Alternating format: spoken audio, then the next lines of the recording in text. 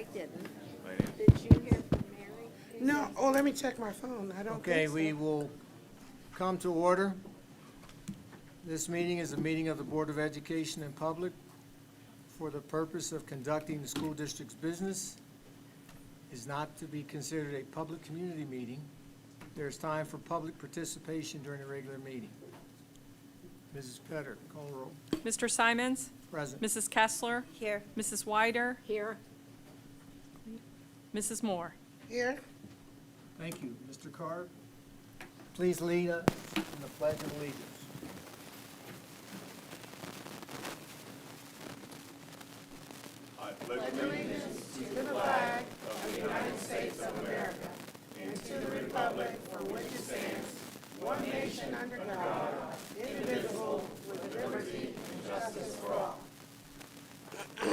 Thank you. A motion for the approval or revision of agenda? I move to approve the revision of the agenda. second, Properly moved and seconded. Mrs. Petter? Mrs. Kessler? Yes. Mrs. Wyder? Yes. Mrs. Moore? yes. Mr. Simons? Yes. Motion passes. There is an inspirational message, Mr. Carr? Yes. If Dr. Maxim would like to step up, we have an inspirational message. If you have anything you want to say, the theme for the middle school this year is no excuses. So I got to see this earlier today, and it was really good. So All right, Mr. Mayor.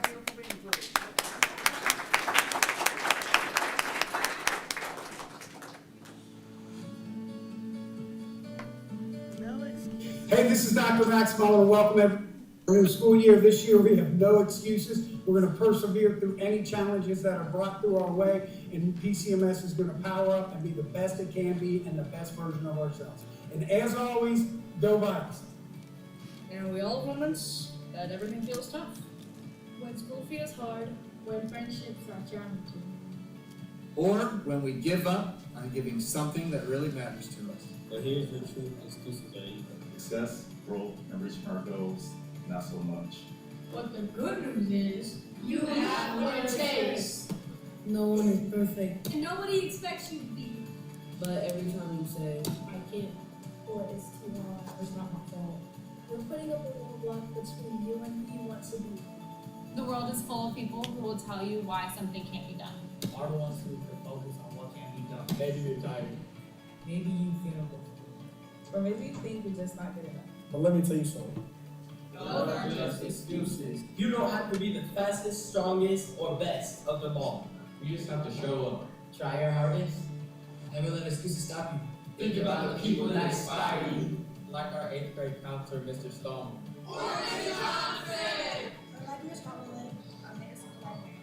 Or like Mr. Fisher. None of them got where they are without facing challenges. What they did differently was refuse to let excuses define. They showed up, worked hard, and kept going even when it got tough. So when next time you find yourself saying, oh, I don't know how, remember. Every expert is one of them. Next time you think I'm not good enough, remind yourself. Practice makes progress. When you're tempted to say things are hard, Then you take a deep breath and say, I'm tougher. We all have goals, dreams, and the potential to be amazing. excuses will always be there, but they do not have to control you. You have the power to push past them. Get back up after you fall. To give your best every single day. So today, let's make a promise to ourselves. Let's commit to showing up. Working hard, believing in our ability to overcome anything that comes our way. Because you're stronger than your excuses. And you're capable of more of what you know. Now let's get out there and As always, go Vikes.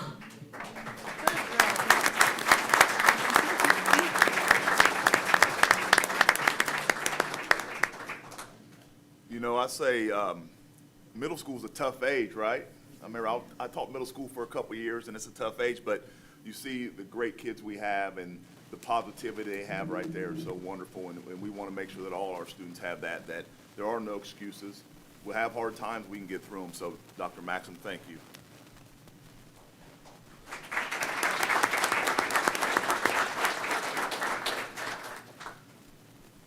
Okay, we will move to the recognition portion.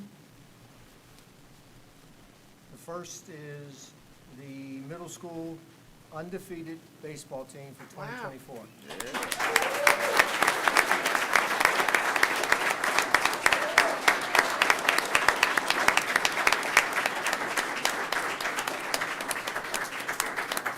So gentlemen, just stand up there. We'll have something. I want to read this. And the Board of Education extends its recognition to Coach Powell and Coach Davis and members of the 2024 undefeated Princeton Community Middle School baseball team.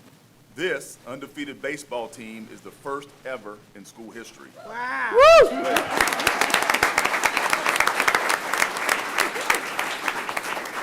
These student athletes and coaches are champions on the field and in the classroom, which is very, very important. All right, so representing the 2024 Princeton Community Middle School baseball team, along with Coach Davis, are Bradley Pearson. All right, Brad. Come on up. Frankie Dunlap. All right. Joseph Roberts.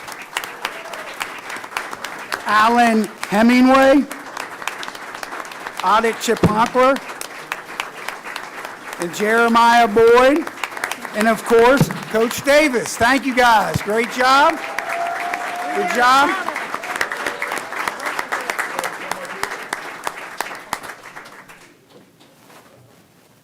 And the board, if you'd like to please come around and get a picture. I got to get up here because I'm short, so you got big guys here. All stiff, you know.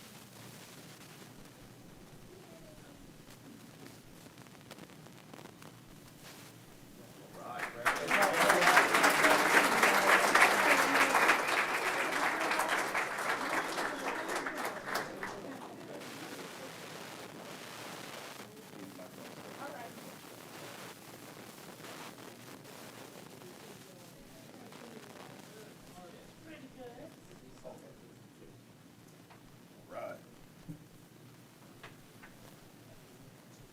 Yes, sir. Next, recognition of the Princeton Community Middle School music team.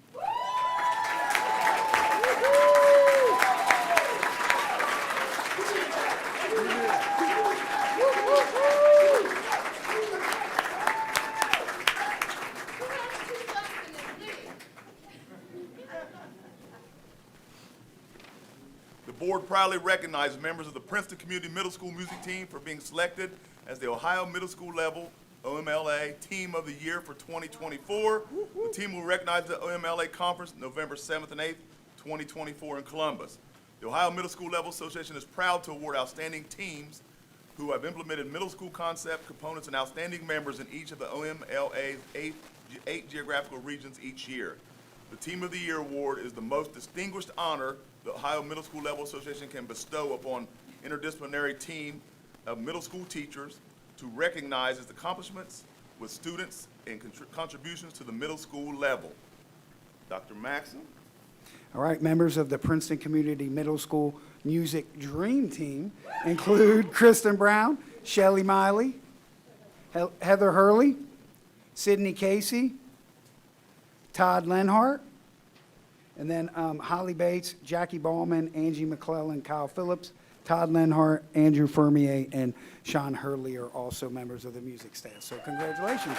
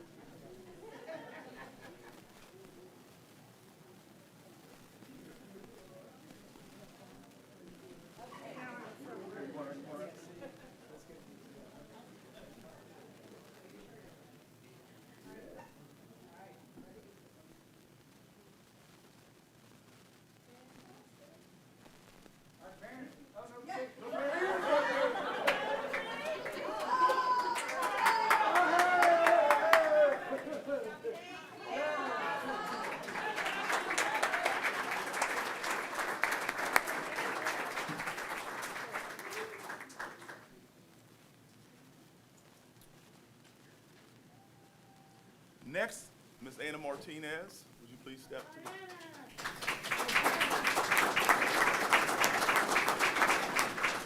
the Board of Education extends its recognition to parents that participated in the English Learners EL Department Parent Academy during the second semester of the 23-24 school year. I believe this is at Glendale, correct? All right. Good evening, everybody. So this year, this past year, we had 2 parent academies, and our most recent graduates are from Glendale Elementary. Our parent academy focuses on helping students parents understand the U.S. school systems in ways that they can become advocates for their students, but also learn about how they become advocates for themselves and the community. So this year we had, was it 24? 21 parents go through the program and graduate, and we're doing this program again this school year in 2 different buildings. So congratulations to those families.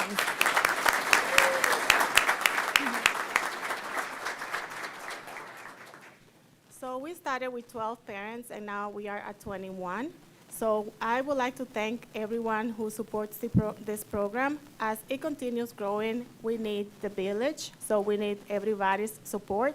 And I would like to thank especially our students who came every week and provided childcare and worked with the little ones so the parents could sit and learn. Quiero agradecer a todos los que apoyan este programa. El programa ha estado creciendo, empezamos con 12 padres y ahora tenemos 21. La verdad que necesitamos el apoyo de todos, trabajar juntos para que este programa continúe creciendo. Especialmente quiero darle las gracias a los estudiantes que fueron voluntarios y vinieron cada semana y apoyaron con los niños, el cuidado de los niños, para que sus padres pudieran aprender. Y ahora vamos a llamar los nombres. Now I will be calling the names. Eulalia Martínez.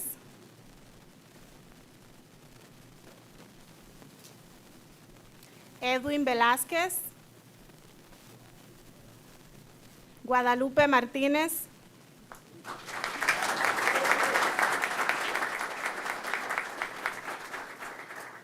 Viridiana Santiago. Yaceni González. Cristina García. Mayra Yolanda López. Froilán Contreras. Mario Rolando Rodríguez.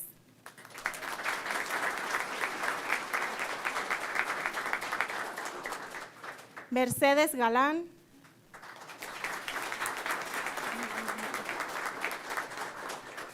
Amílcar Giovanni Roblero.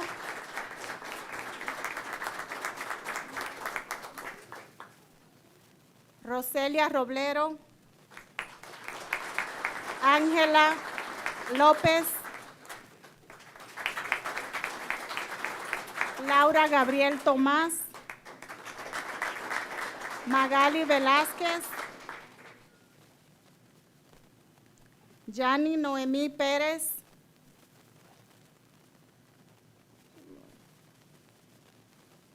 Azucena Ramos.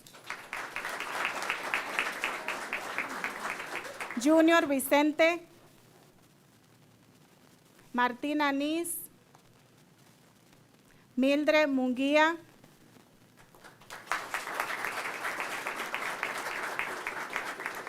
Thank you. Gracias.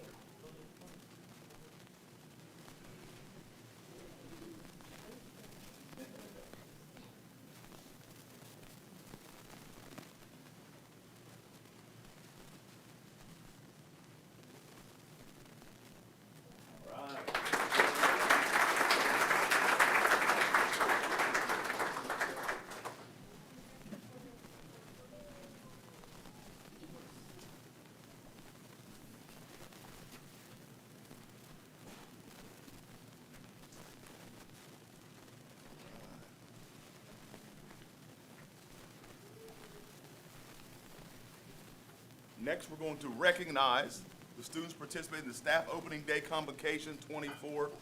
The board wishes to recognize those students who participate in the Staff Opening Day Convocation Thursday, August 18th, 2024.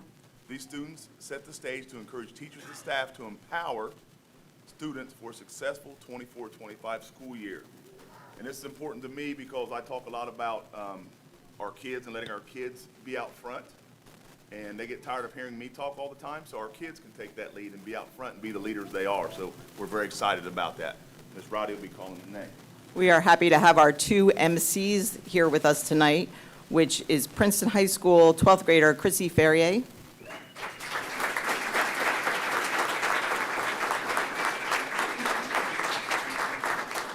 And Princeton High School 12th grader Jasmine Lorenzo.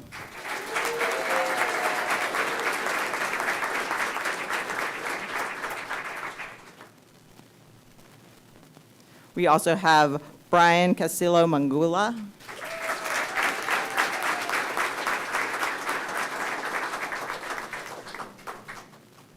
Evendale Elementary student Alex Young.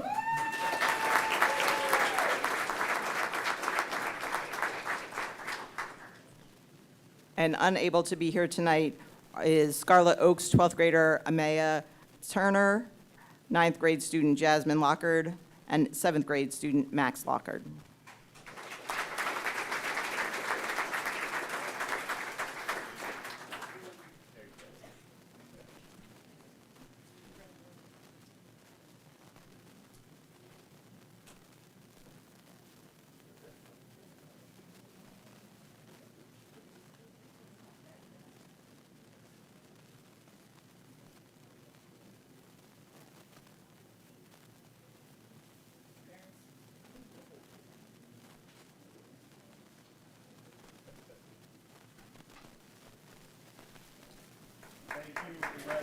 Thank you.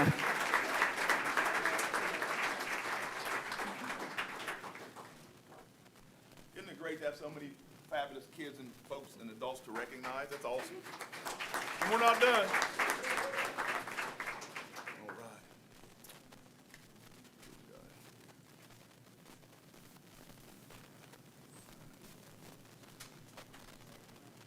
I would like to have Miss Michelle Ritzy come to the podium, please.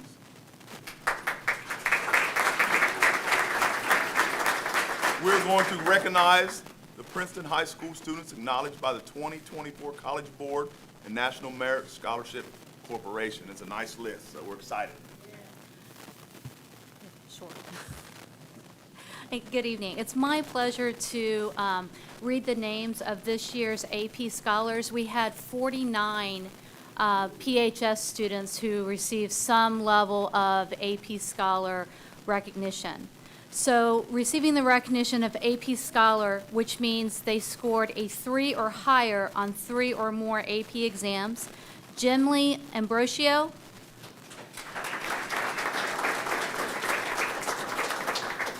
Brooke Berry. Oh, you just want me to leave the oh, I'm sorry, I wasn't given the instructions. No, it's all right. These don't include the seniors, is that all right?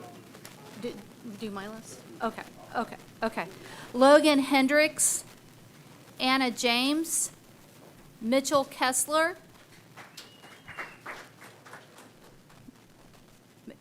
Michael Malo, Declan McGrath, Brian Roblero Lopez, Anna Schmall,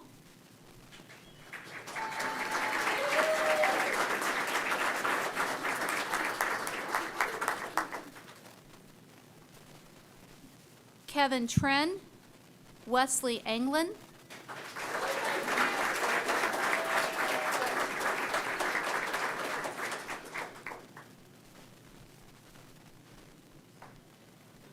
Gavin Castater, Gavin Howe, Emily Johnson, Jasmine Lorenzo,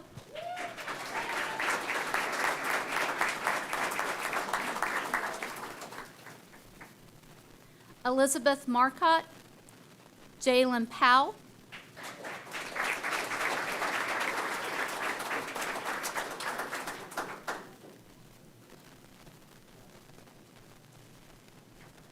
Micah Rogers.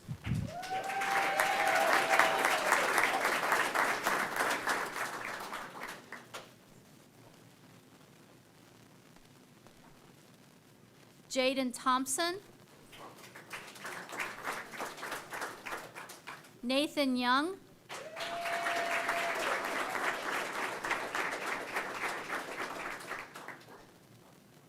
Connor Azari. Michael Crawford. Caleb Irwin. Zara Kastic. Alexis Medeiros. Evelyn McDonough. Charles Robinault. Morrison Rosa. And Jordan Tilley.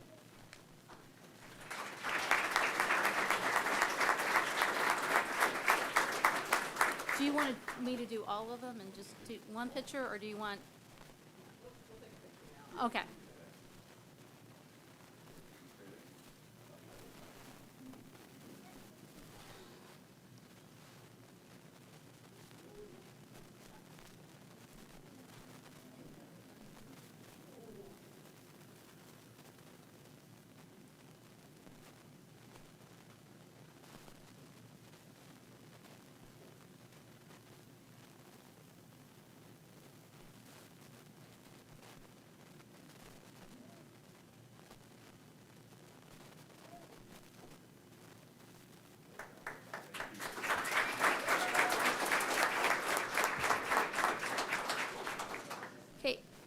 AP Scholar with Honor.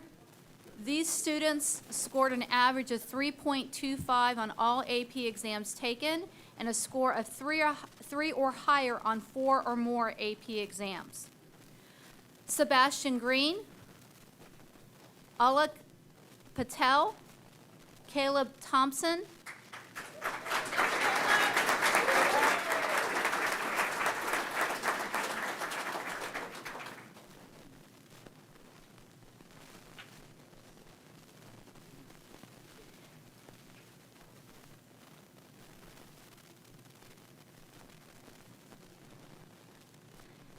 Higgins, Sophia Roberts, Joshua Williams, Devin Long, Maxwell Schutte.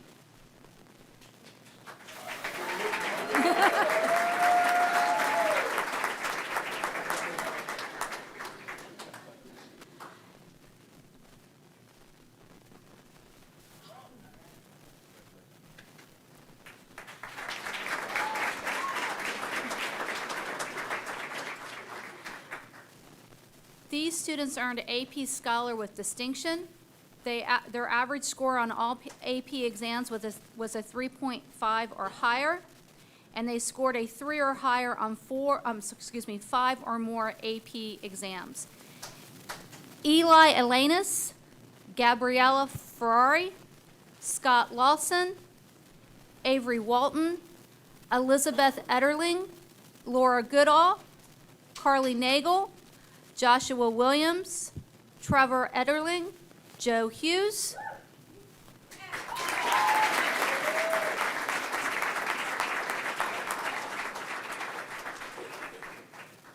Sia Patel, and Michael Iwano.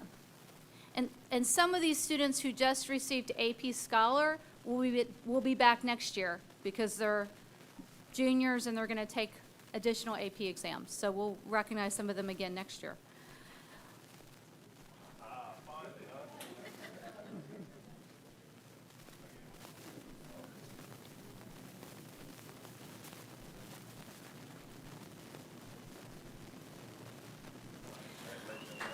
Okay.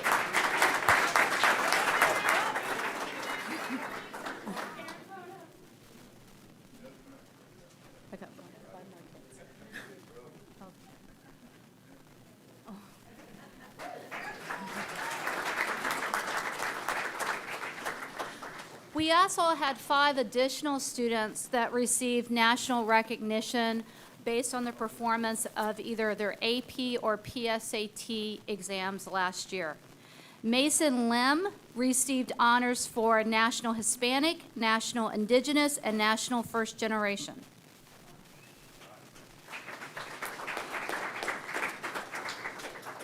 Eli Elenis received National Hispanic, National First Generation. Gabriella Ferrari, National African American. Michael Bowie, National African American.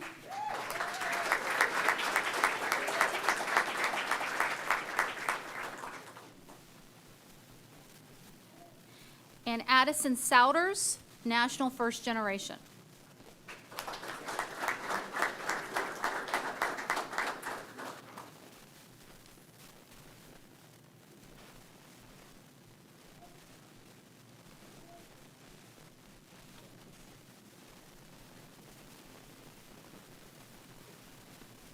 That's it.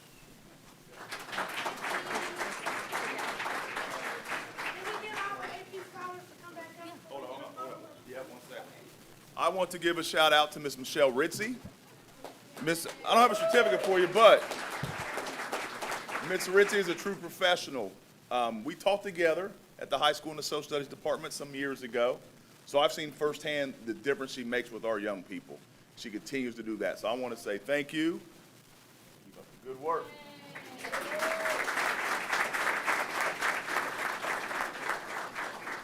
Could everybody that got an award, scholar award, come back up? Get a big picture.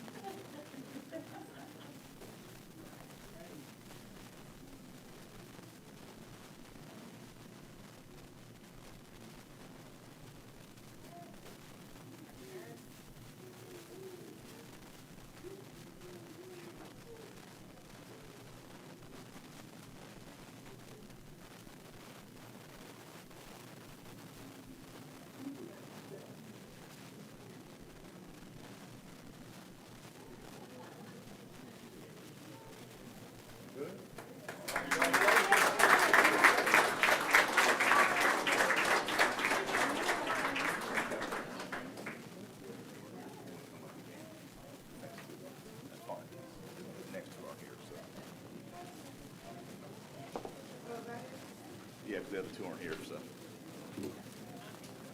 All right, we have one more recognition. Oh, sorry. Get through there. The Board of Education recognizes Princeton High School 12th grade student Mitchell Kessler and Scott Lawson for their exceptional representation of Princeton at the American Legion Buckeye Boys State Program this past summer. Their participation in this prestigious educational and leadership program exemplifies the commitment to understanding democratic principles and preparing for the future leadership roles.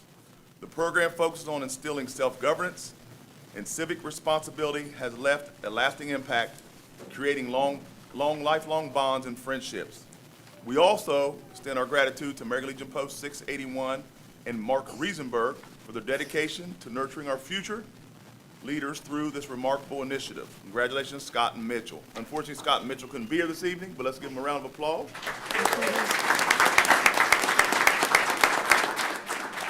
And I think you guys need to come on up here and get a picture. You can get it if you want, but I don't want a picture. It's up to you. That's all right. Board members can get it? Yeah, my fault. Okay.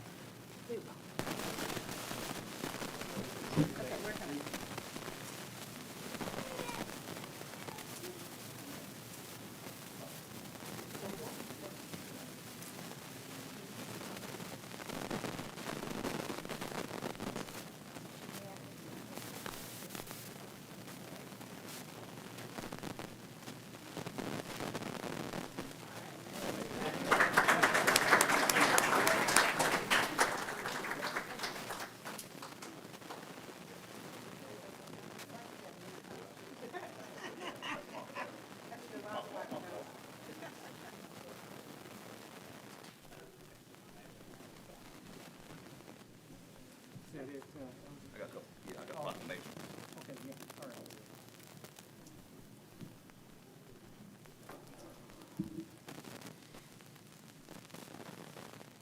You want to read that? You want to announce it? Okay, got it.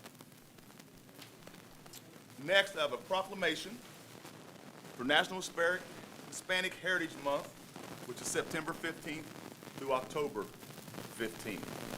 The board wishes to proclaim September 15th through October 15th, 2024 as National Hispanic Heritage Month in the Princeton City School District.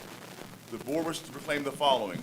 Whereas Hispanic Americans played an integral role in history before the early days of the pioneer to our current legacy of leaders in international trade, technology, education, and aerospace.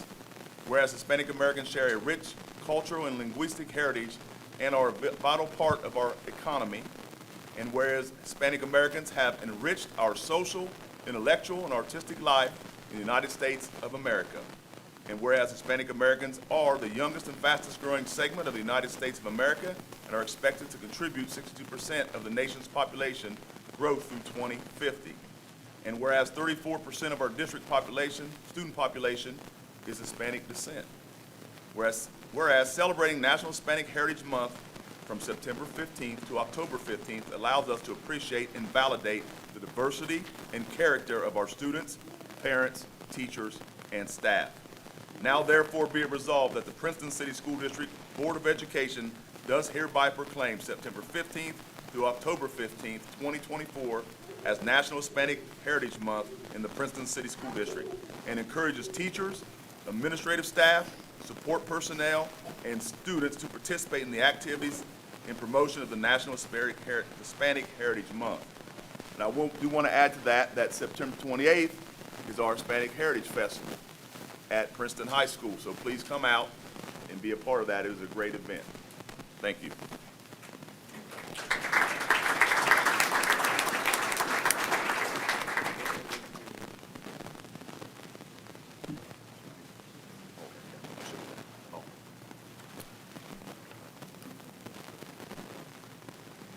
All right. One more proclamation, then I forgot one recognition. So much here going on tonight, so it's my fault, but we'll fix it. The board wishes to proclaim September 2024 as Attendance Awareness Month in the Princeton City School District. Whereas the nation is experiencing a school absenteeism crisis brought on by a COVID-19 pandemic and other challenges that have eroded positive conditions for learning at school, including physical and emotional health and safety, a sense of belonging and connection and support, academic challenges and engagement, and adults and peers with social and emotional competency, which motivates students and families to show up and engage. Whereas reducing chronic absenteeism, missing 10% or more of school for any reason, requires taking a comprehensive trauma-informed approach that starts with prevention and early intervention, including developing routines and trusting relationships that create a sense of belonging rather than responding to punitive action, which research finds is not particularly effective. And whereas improving attendance and engagement takes schools, families, elected leaders, and other community members working together to rebuild regular and trusting communication and to identify and address barriers to being in school. And whereas students are more likely to attend school where positive conditions for learning, physical and emotional health and safety, sense of belonging, connection and support, academic challenge and engagement, and adults and peers with social emotional competency are in place. Whereas promoting attendance requires noticing as soon as possible when students are starting to miss too much school in order to engage students and families to identify and offer the needed support and early intervention resources. Whereas ensuring an equal opportunity to learn requires using data to detect high levels of absenteeism and missed opportunities to learn by school, grade, and student population. Now, therefore, be it resolved, the Princeton City School District Board of Education stands with the nation in recognizing September as Attendance Awareness Month and are hereby committed to focusing on reducing absenteeism and addressing the factors that cause students to miss school, whether offered at a distance, in person, or blended, in order to ensure all children an equitable opportunity to learn, grow, and thrive academically, emotionally, socially, and recognize that all must work together to engage students and families and send the message that learning can and must continue where students participate in person, remotely, or through blended approaches. Thank you. And I have one more recognition, and this is an important one. I don't know how I forgot this, but we're going to get it taken care of. On Saturday, August 24th, 2024, Chick-fil-A Blue Ash hosted its first back-to-school bash to give back to local organizations or schools to give back to the community. Sharonville Elementary School was chosen as a recipient of proceeds from this bash, in which 5% of sales was donated towards purchasing backpacks for students in need at Sharonville Elementary. In addition to the sales donations, school supplies were collected from customers to donate to the school. Representatives from Chick-fil-A Blue Ash will present a check in the amount of $416.76 to the district. We'd like to thank Chick-fil-A for participating. Mandy Kylander is an executive administrator for Chick-fil-A Blue Ash and is coming up now.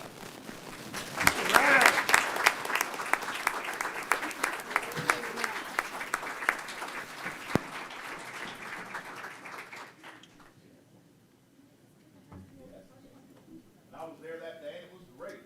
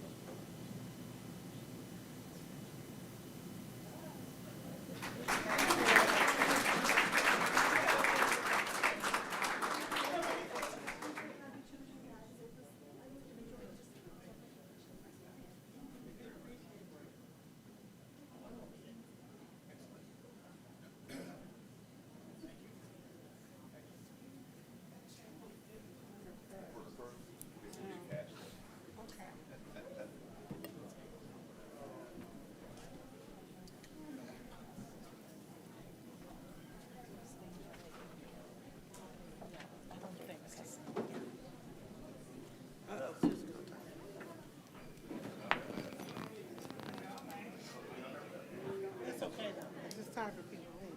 Are we taking a break right now, Mr. Card? Because I'm going to the restroom. Oh, we are taking a break.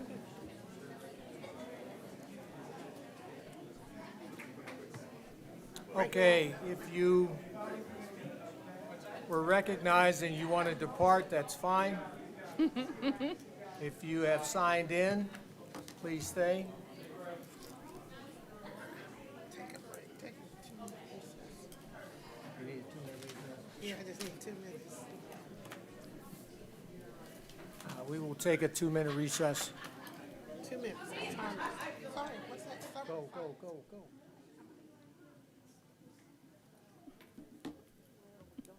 Right here, Steve. She's going to write it. Okay. You have the form, sir? Have the form.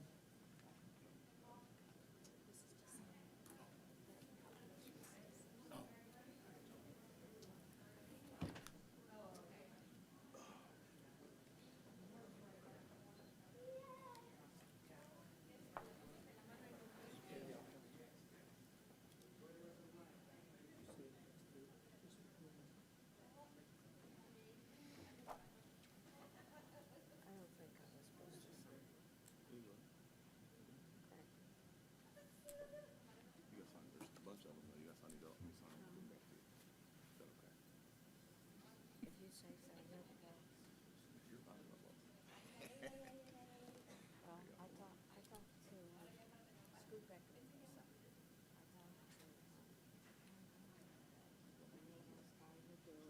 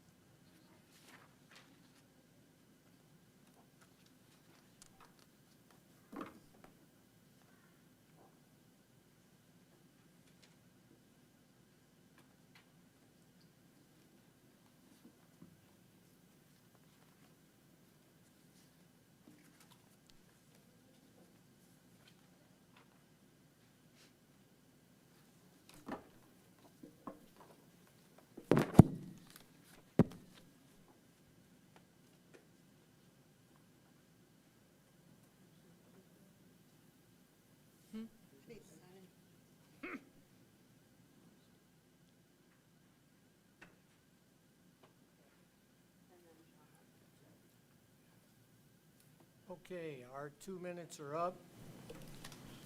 And now we are moving to the recognition of visitors.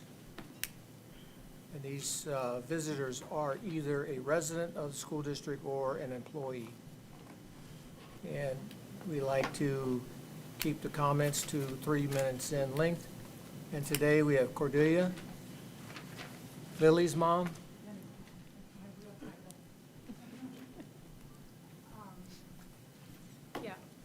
Hi. First of all, congratulations on all the recognition of all the students and teachers. You know, always wonderful to see how great our students are doing. Why I'm here tonight is because I wanted to address the board on just the recent developments in terms of like some security issues that have occurred at the school. And as a parent of a high schooler and concerned parent, there's been a lot of chatter going around between, you know, families and parents as to, you know, what this means for our school, what kind of security measures actually are in place. I don't think that we quite understand that, and we would like to also know when we are talking about increased security measures, what does that mean actually, and how long are they going to be put in place, and what kind of plan do we have to address you know, this incident, like specifically that happened on Friday, but like just in general, do we have a plan to address security at our schools? I mean, I know we cannot fix everything that's going on in our country in terms of, you know, gun issues, but what are we doing within the school district? And I'm thought more parents would be here. I'm the only one that actually came. But if you could give me some information on that, that would be great. Oh, my husband is here. I didn't mention you. You didn't sign in, John.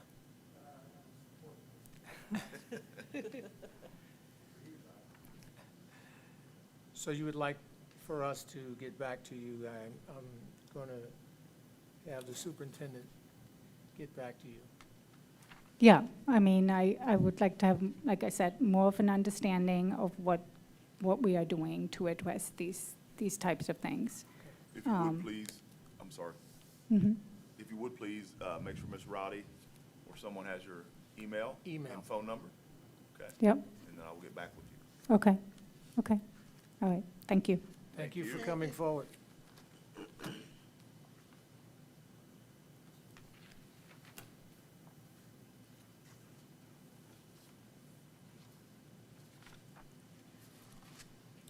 Okay, our next item is the consent agenda.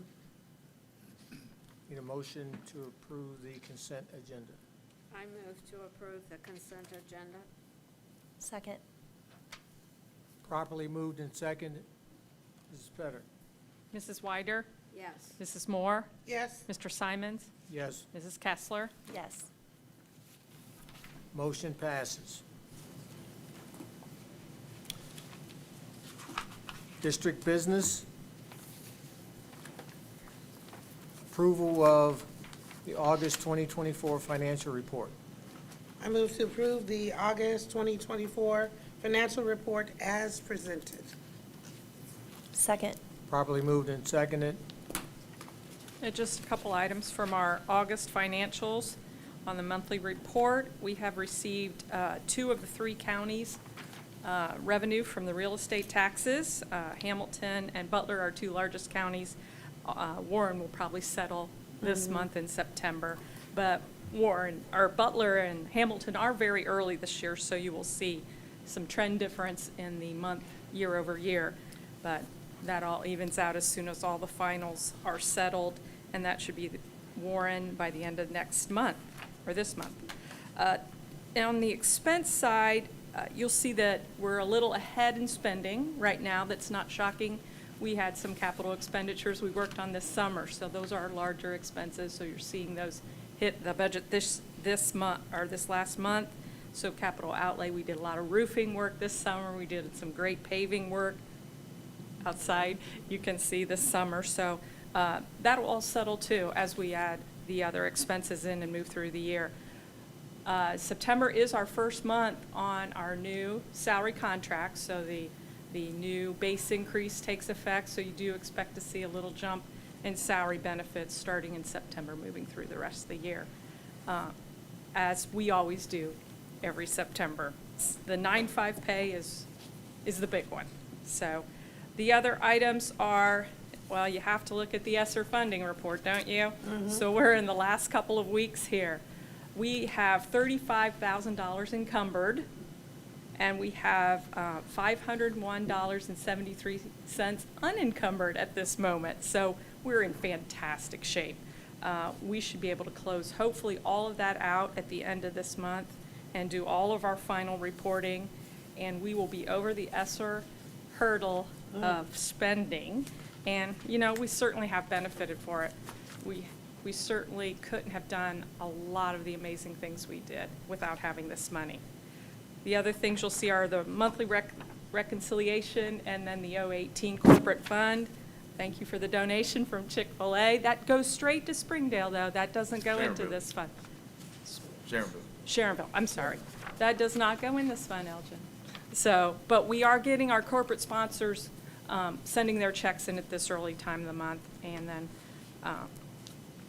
expect a few more of those coming in as we progress through the fall. And that's the August financial report. Thank you.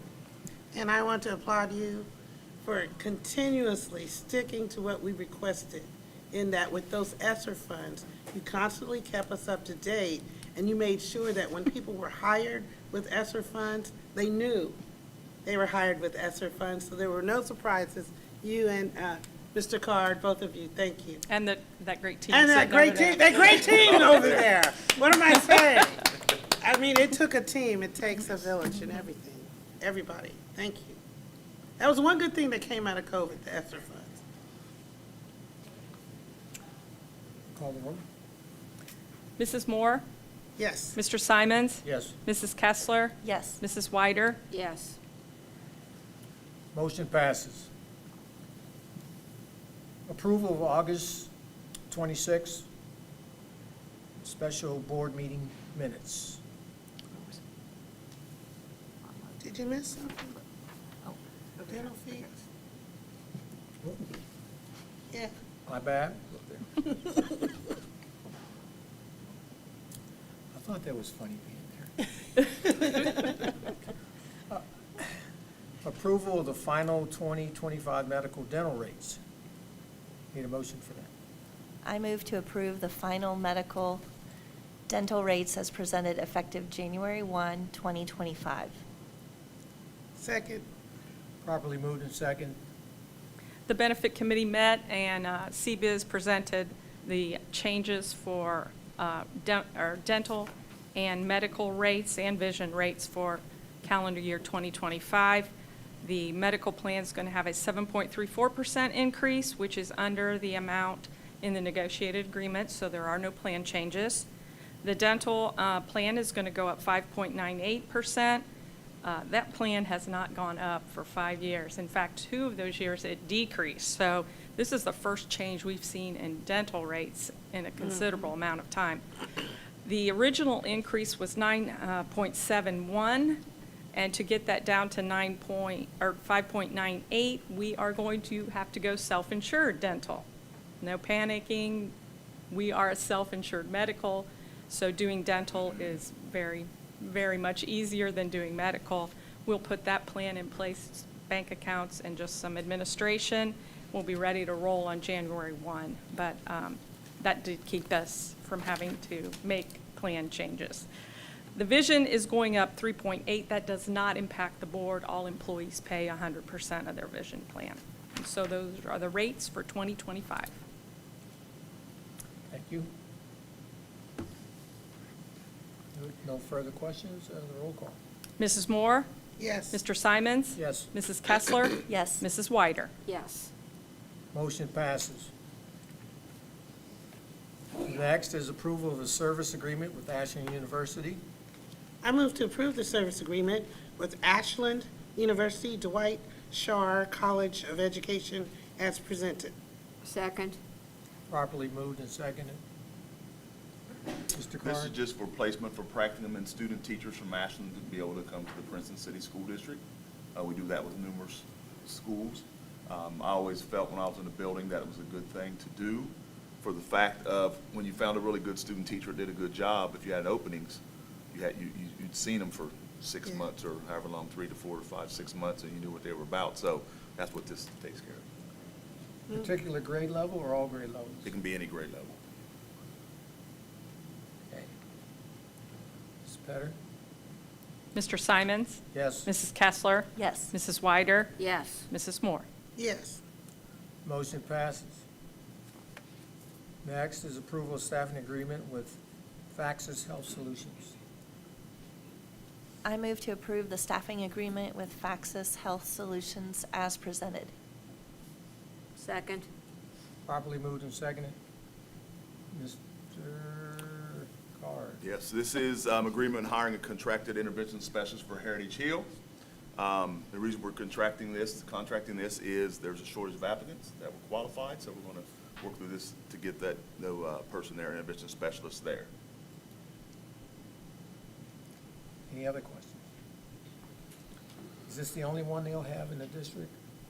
As of right now. Mrs. Petter? Mrs. Kessler? Yes. Mrs. Wyder? Yes. Mrs. Moore? Yes. Mr. Simons? Yes. Motion passes. The next, E, approval of services agreement with LEAD, L-E-A-D, LEAD Training. I move to approve the service agreement with Lead Training as presented. Second. Properly moved and seconded. This will be a group working with our Seniors and Innovation Center through a school improvement grant, develops career readiness, life skills, social emotional learning, things of that nature. So it is through a school improvement grant, so it's at the Innovation Center. Thank you. Any other questions? Mrs. Petter? Mrs. Wyder? Yes. Mrs. Moore? Yes. Mr. Simons? Yes. Mrs. Kessler? Yes. Motion passes. Approval of grant from the American Heart Association. I move to approve the grant from the American Heart Association as presented. Second. Properly moved and seconded. As you know, House Bill 47 will be in effect here soon. It says AEDs have to be in all the buildings, athletic fields, and we're in compliance there. So we're ahead of the game with that. So I want everybody to know that. But this is helps with the cardiac emergency response plan. We'll put together CPR activities and equipment and those things, which can be life-saving. As I was watching TV yesterday, and when the Bengals and the Bills played at DeMar Hamlin and they saved him on the field, he started yesterday for the Bills. So that's how important. If they didn't have this equipment there, he may not be there. So it's important to have them on our fields and in our schools to keep our kids and our staff safe. Is a particular piece of equipment this grant is? The AEDs, but then just some education as well as far as cardiac health and things of that nature. Okay. Also, it looks like the training will receive it over a 2-year period. Yes. Is that training just for the employees? It'll be What about staffing. students? Yes, staffing mainly. Are you going to consider training for students? Or I'm not sure I if guess this that's grant too allows soon. for that. Would allow I will- for it, I will yeah. check on it, though. I haven't had that conversation, but we will check on that. I'll get back to you. Thank you. Mrs. Petter? Mrs. Moore? Yes. Mr. Simons? Yes. Mrs. Kessler? Yes. Mrs. Wyder? Yes. Motion passes. Now we move to item 6, discussion academic update. All right, our academic update today will be about our 2024 AP and IB and CCP enrollment and results. So Ms. Libby Stiles, will step to the podium, please.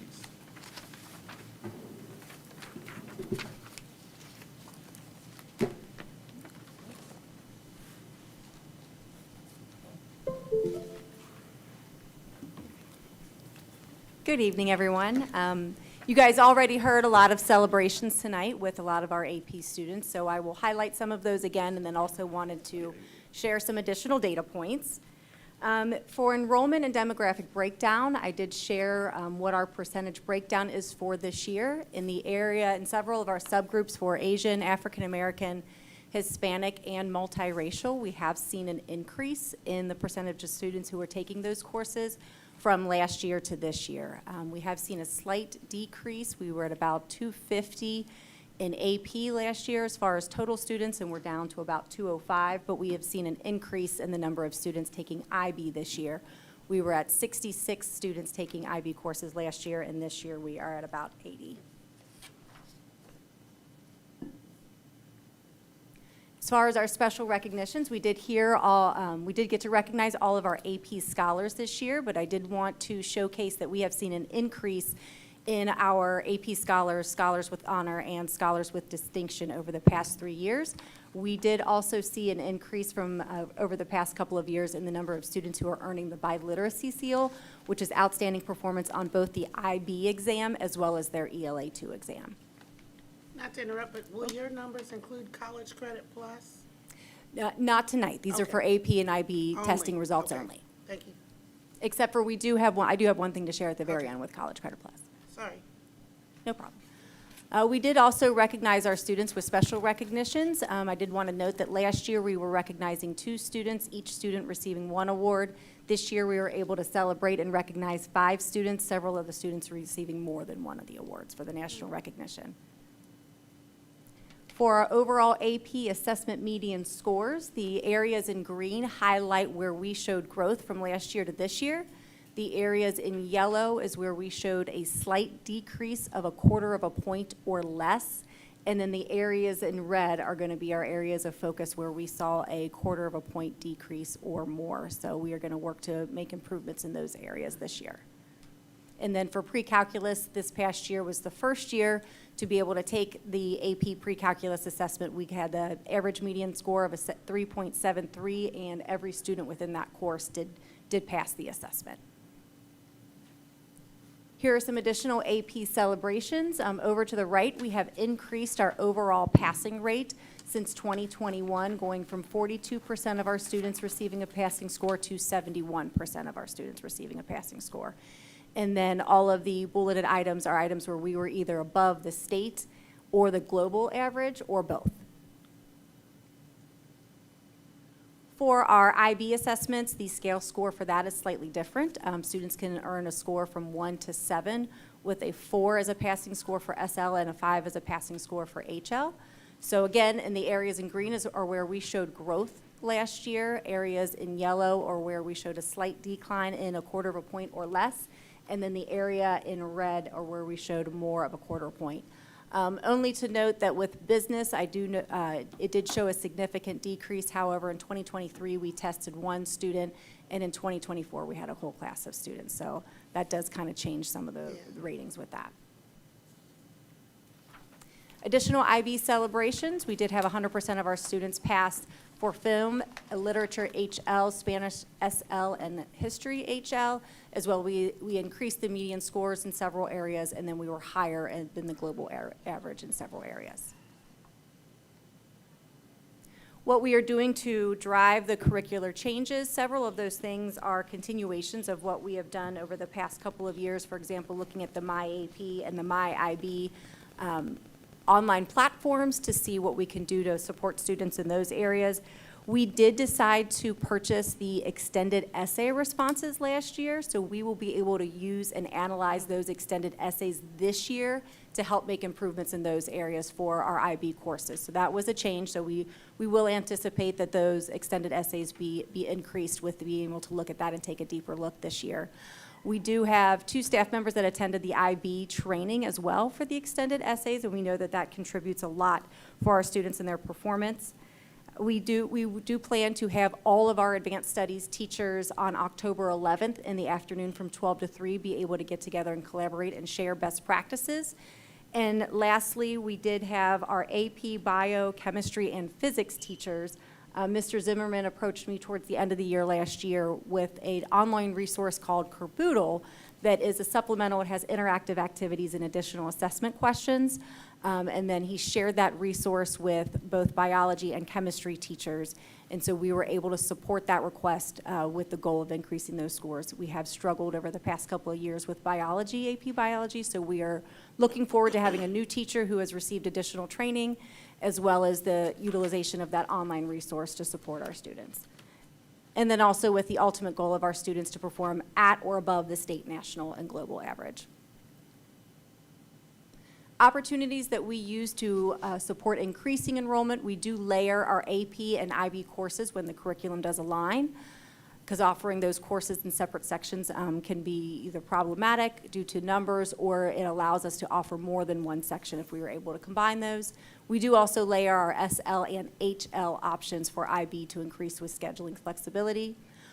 New this year, Ohio does now require all public universities to give college credit for passing IB scores, with HL of a score of 4 and SL with a score of 5. So that is new. The university does have discretion on how they assign that credit, but they are required to make sure that they give students credit for passing those courses. So we were very excited to learn that information. And then as far as our College Credit Plus, I did want to share that we do have 3 full-time students at Miami Middletown working towards their associate's degree. I know that that has been a priority of the district.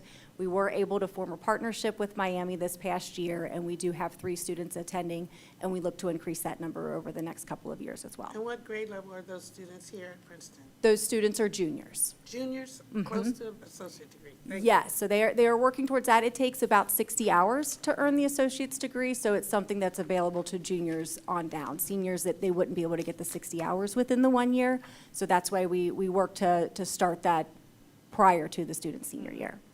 And there could be other students who are going to other colleges, which the number might be higher, right?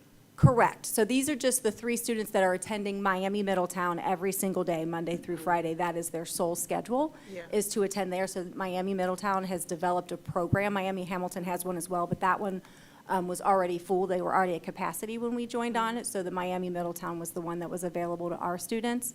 But they have built out a program by design for students to earn their associate's degree. And they were able to do this through the IB program or a College Credit Plus? College Credit Plus.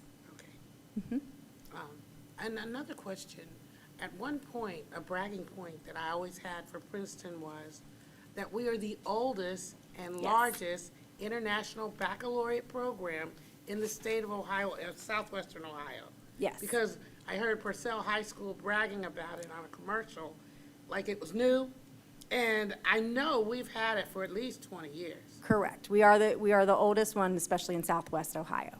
Thank you.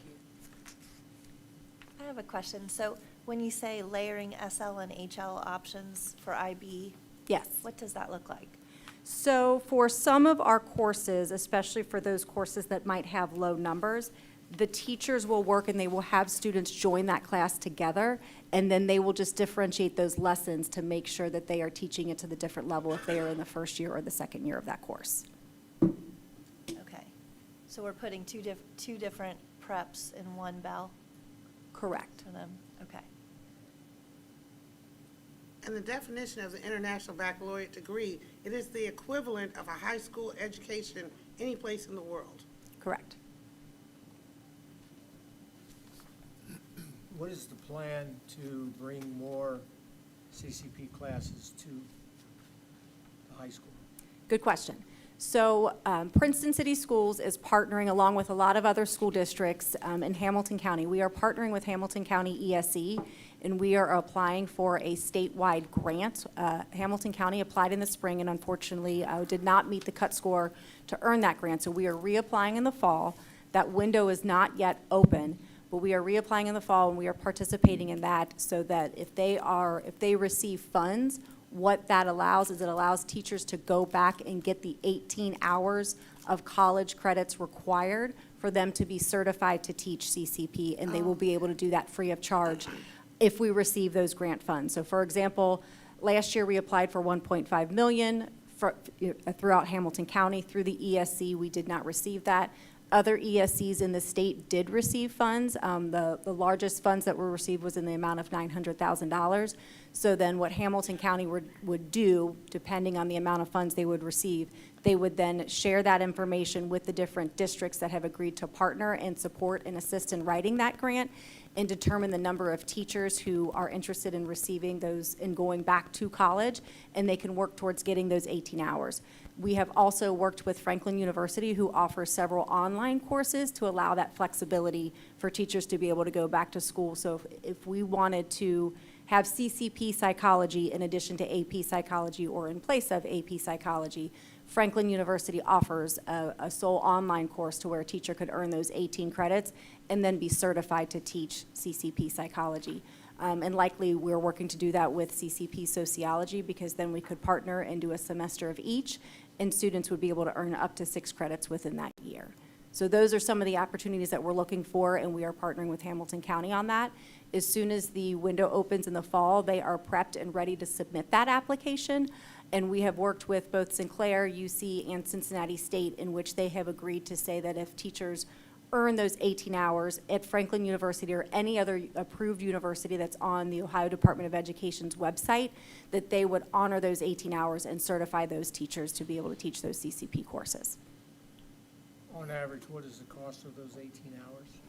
That varies school to school, so, but that is definitely a deterrent for teachers because it's quite costly to get those hours. So if we were to receive those grant funds, that would be a huge advantage for teachers who would be interested in going back. But I honestly, I don't know an exact cost of what those 18 hours are. I'm thinking, you know, what I've seen in the past, $400 to $500 a credit hour possibly, depending on the school. You can go everywhere. I've dealt with that sometime, and it is difficult because it does, if you don't have funds to give the teachers, it's out of their pocket. And so that's something we have to think about. And universities are very specific, so you can't just have a master's in science education. If you want to teach CCP chemistry, you have to have your 18 hours in chemistry. It can't be any general science course or a mixture of physics, biology, and chemistry. It has to be specific to that course. So how are we doing in terms of having an adequate number of IB qualified teachers here at Princeton?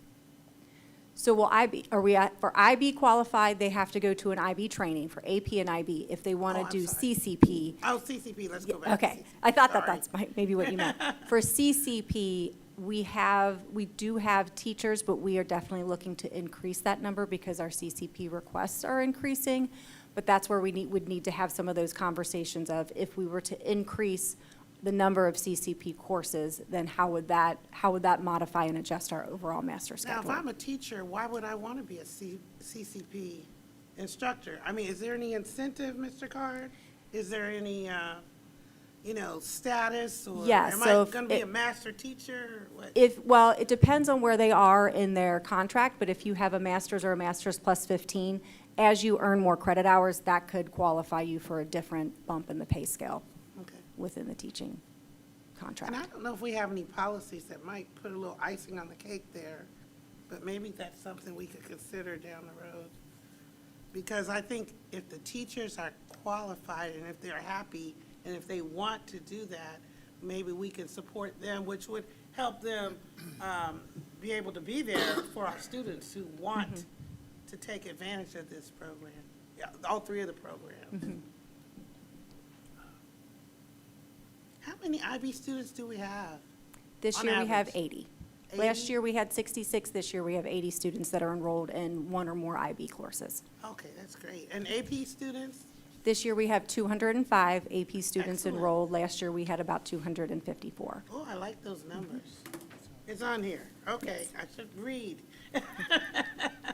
And then the only other question on your first slide where you were talking about enrollment and demographic breakdowns. Now, I know the school year just started, and I noticed that you have economically disadvantaged. Yes. How did you determine that? And I'm sure not all students have filled out that form yet for free lunch. So, is Ms. Fong here? She's not here. So Ms. Fong, our EMIS director, works on that. That is based on free and reduced lunches, so that is a question I would need to get from her, how she currently has that number. Yeah. And I would bet that could rise here in the next Yeah. month, we feel. That's, as I talked to her about that, it could be a little higher. But what does that have to do with the grades or ability to handle IB? We're just sharing the different demographics of who's enrolled. Because I've run into many situations where students were economically disadvantaged, but they were scholastically advantaged, more so than a family coming from a family that made over $200,000 a year. It wasn't all about the economics of the family, but the intellect and the grit of the child. Absolutely. And I hope we keep that in mind. That's the reason that is on there, is because this is a big data point for Princeton. We want to make sure that these numbers of people participating in the classroom represent all All the demographics. people, We right, don't who want comes anyone from to feel like they don't want to take the AP class because we don't want them. We want all students that enroll in Princeton to feel like they should enroll in AP, IB, CCP, and experience all that we offer. And I think tonight's students were evidence that Yes. the group of students that are participating in our advanced studies program continues to expand. And so we track these numbers to make sure that we're on the right track and they're increasing, and Yeah. more and more students are participating. Thank you for that, both of you. Thank you. Are we encouraging our freshmen and sophomores to take CCP classes? Every student is welcome and encouraged. Do all the counselors understand this? Yes, every counselor understands And those that. classes are totally free to the student. Correct. Because as a parent, I didn't necessarily witness that, but I'm not gonna put anybody under the bus because I didn't go to every meeting. But I do have a meeting coming up, Mhm. and I just want to know when I get there what I'm going to hear. Yes, we promote through the middle school and through the high school when we have the yearly CCP meeting, which is required to happen before February or on February 1st each year.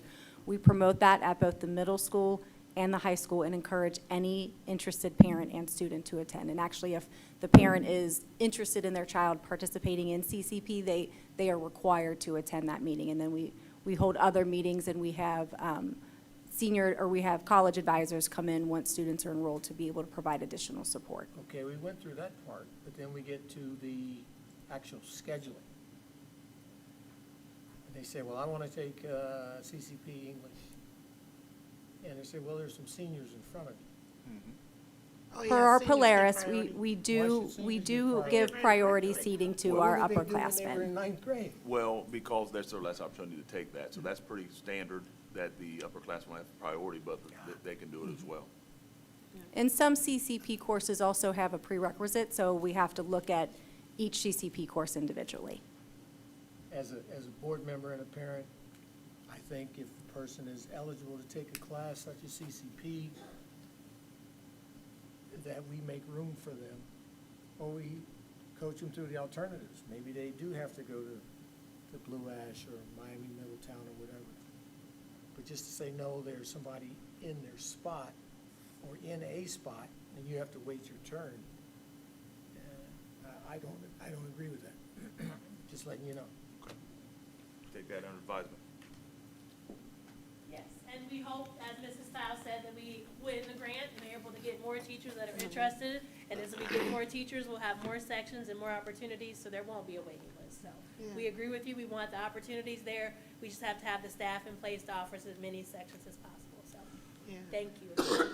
I've always been impressed with this College Credit Plus program, and I hope we can find more ways to let parents know about it, because if a parent knew their kid could have an associate degree while they're in high school, imagine the money they're going to save when their kid goes to college after graduation. So that's one thing I think about. The only other concern I have, how do you deal with students who are in their senior year or junior year, and they want to be involved in cheerleading, basketball, swimming, water polo?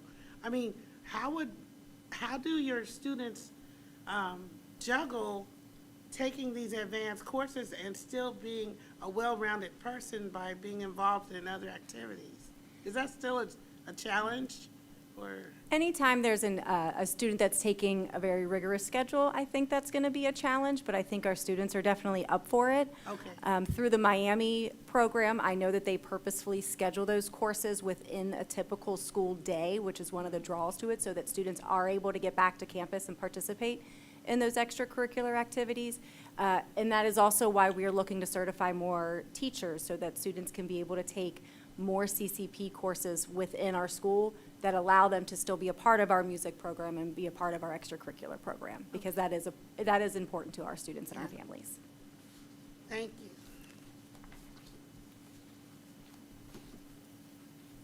Thank you. Yes. Okay, the treasurer's report.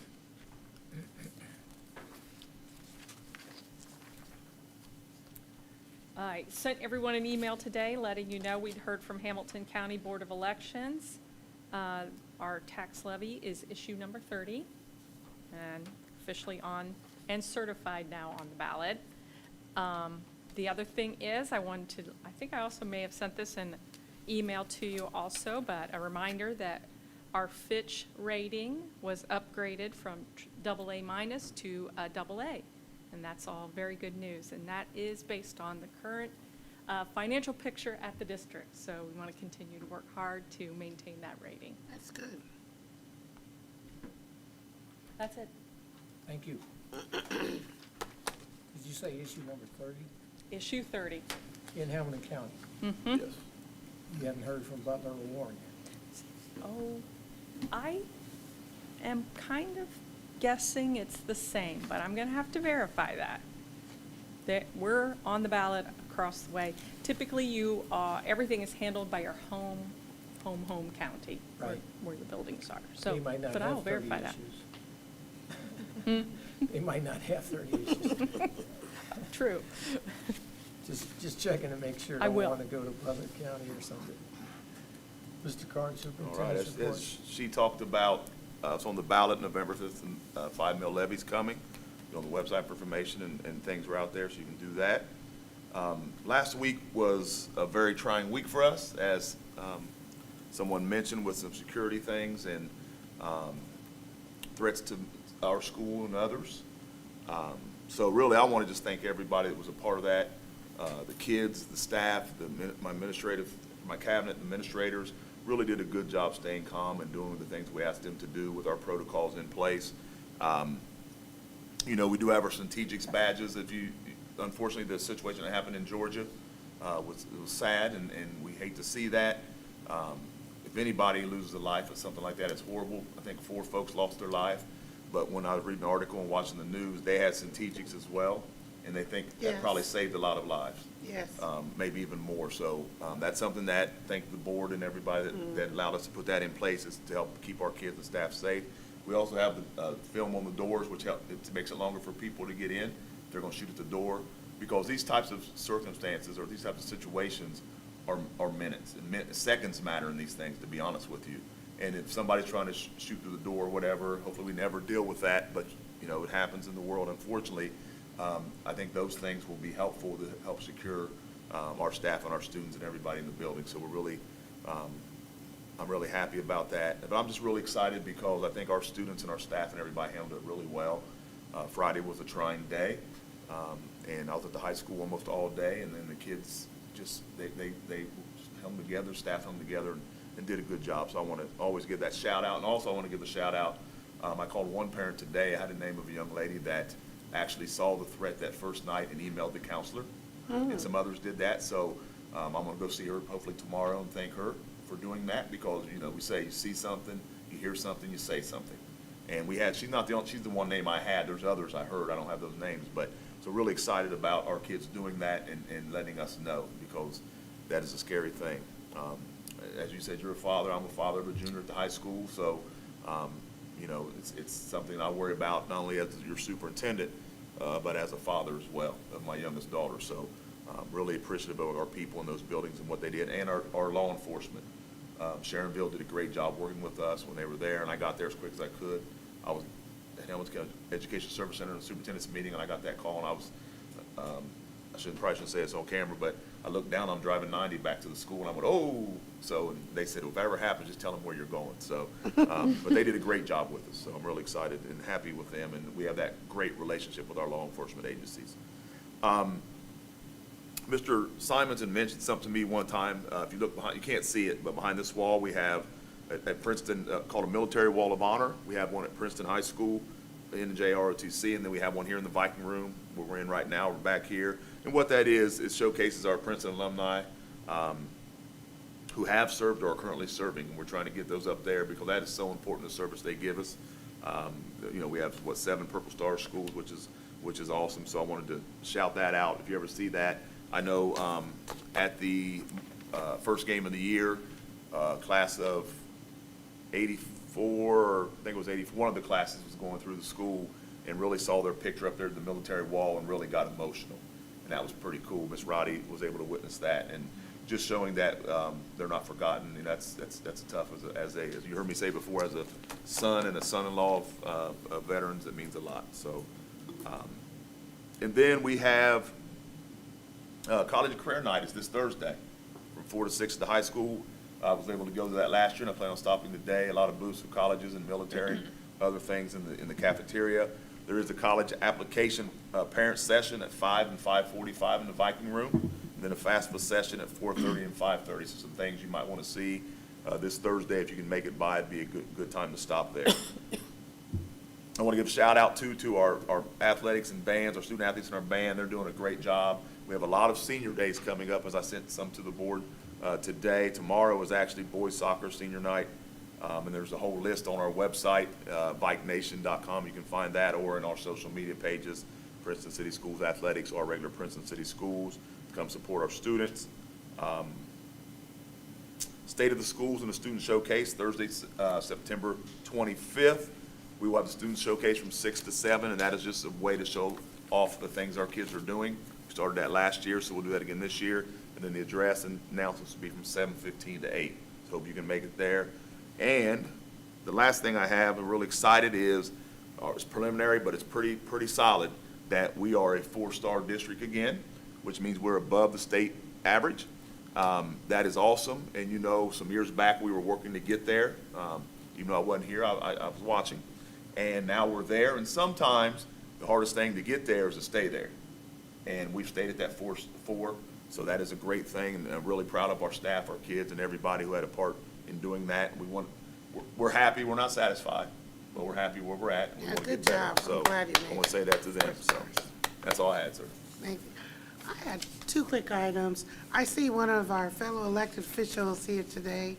It looks like Mr. Gleaves from Springdale Council. Nice to see you. Thank you. I live in Springdale. I appreciate it. Yes, and hats off to all of our athletic teams for their victories, but I was especially happy and proud to be at the game Friday night when we beat, I don't even know the name of the team, but we won. And I'm excited. And I was trying to put blow-by-blow scores on Facebook, and Joe Roberts and we kept putting it up there. And especially after that game with that other school that we played before that starts with an M, but we won't. That shall remain nameless. But I'm very proud of our football team. Yeah, well, you know that one was special for me, as you know. I know. So I really wanted to win that one because I got to sit there Saturday morning at the JV game and just smile while they were talking, and I was just smiling. So it was really good for me. Oh, I know what I forgot. I mentioned it to you before. What are we doing for voter registration and voter education for our students? The high school was talking about that. We have them going through there, and so in their classes. So. Okay. Because I'd love to help in terms of voter registration and voter education. We'll talk more about that. Okay. Yeah. I'm not telling them who to vote for or what to vote for, but I think it's very important that if we have a 17-year-old who'll be 18 by the deadline, that they get registered to vote if they go to Princeton. 100% agree. Thank you. Mr. Carr, do you have a preliminary rating for the high school? 4.5. And that's where they were last year. So, yeah. That's excellent for the district. Yes. It is. Because that is our flagship, is a 4.5. And you know what was really, I don't know if it made me feel good, but it made me feel some kind of way, is they were really upset they didn't get that 5. They were disappointed. They thought they had a chance, and they were getting there. So the expectation that we have for our kids continues to rise, and that's a good thing. Excellent. Yeah, that's good news. Anything else? I just wanted to agree with you that 4.5 and 4.0, that's great. Great news. And that's coming out of the pandemic? Coming out of the pandemic. I know. I think the expectation of our folks now, that's what it is. That's where we want to be. We want that expectation to be up there.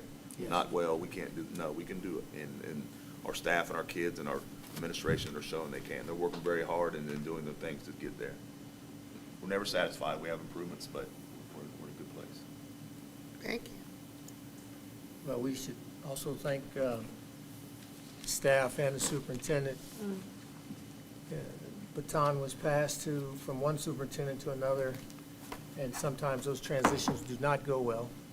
And apparently, we have the momentum.